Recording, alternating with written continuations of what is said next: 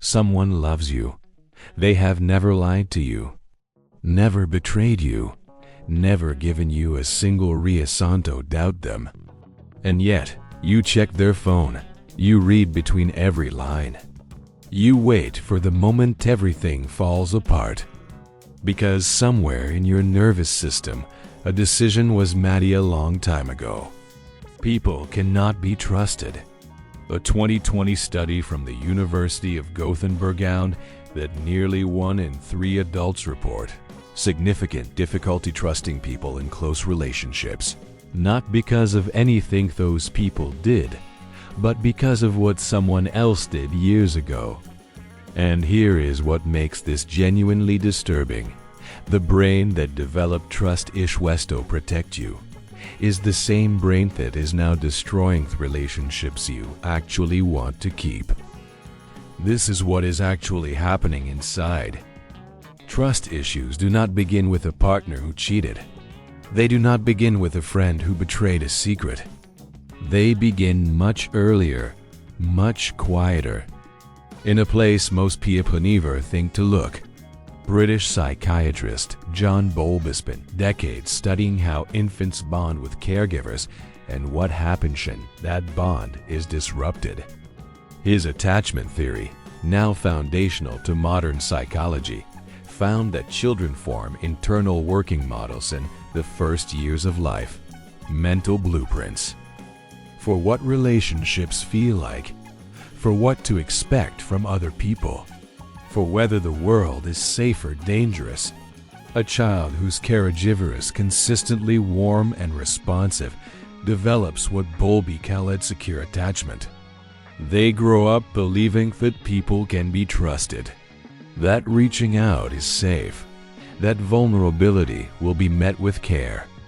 A child whose caregiver is inconsistent, sometimes warm, sometimes cold, sometimes present, sometimes gone, develops a very different blueprint.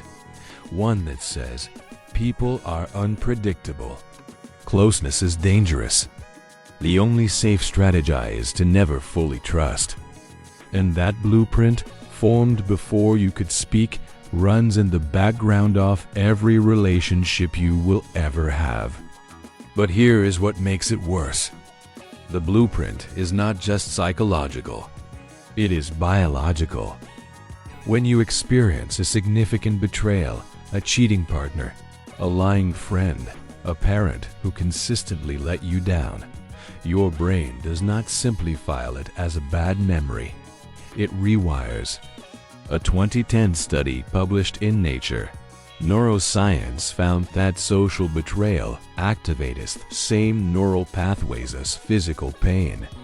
The anterior cingulate cortex, the region that processes physical injury, lights up identically when we experience social rejection or betrayal.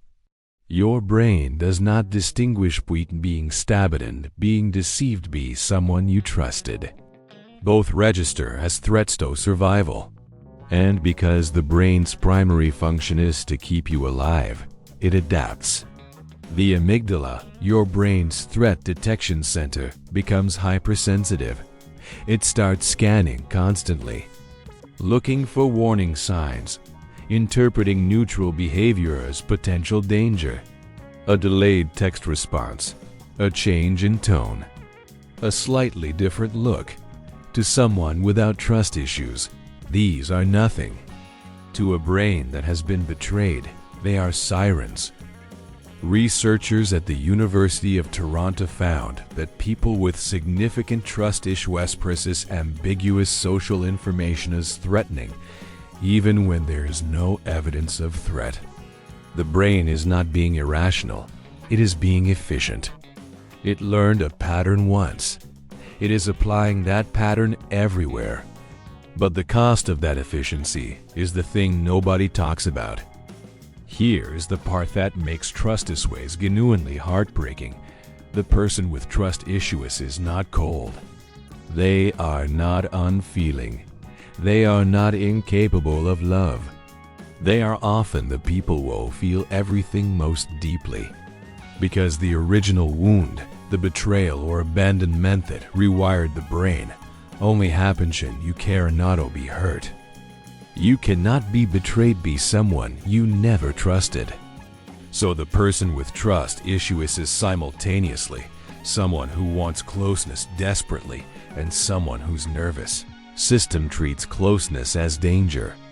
Psychologists call this the approach avoidance conflict. You move toward the relationship.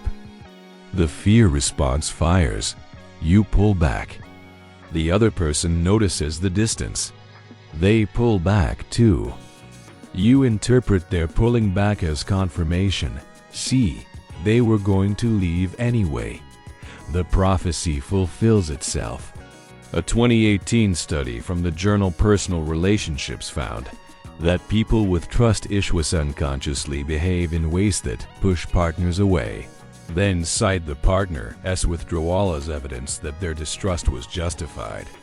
The cage does not need a lock, it closes itself. And what keeps it closed is something most people never examine directly. Trust issues are not a flaw. They are a solution.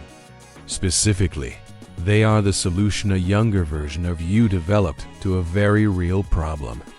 The problem was this: someone important was not safe to trust, and the solution was stop trusting people. It worked. It reduced vulnerability. It prevented certain kinds of pain.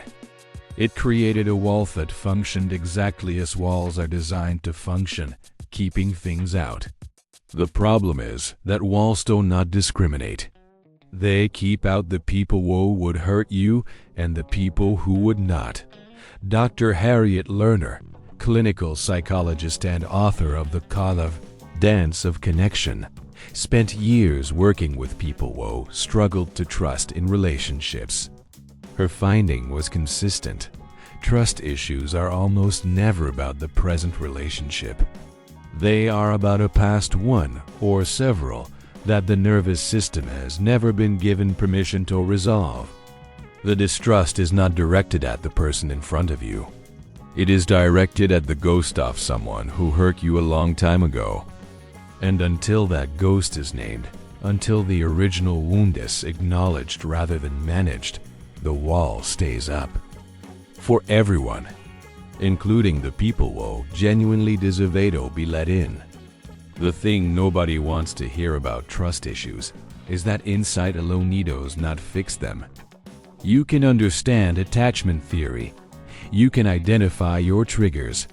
You can know with complete certainty that your distrust is rooted in the past and still feel it fire every time someone gets close. Because the nervous system does not respond to logic. It responds to experience.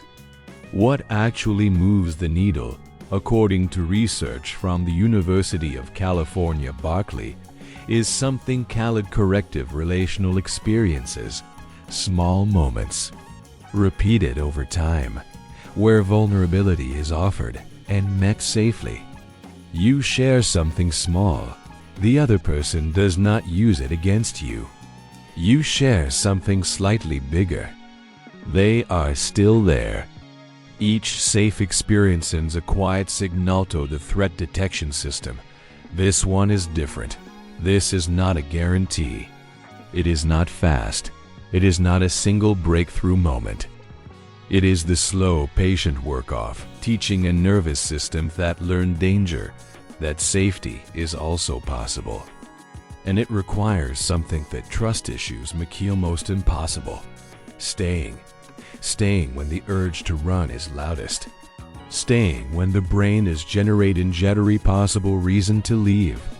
Staying long enough to let the evidence accumulate that this person, this relationship, is not the one that hurt you.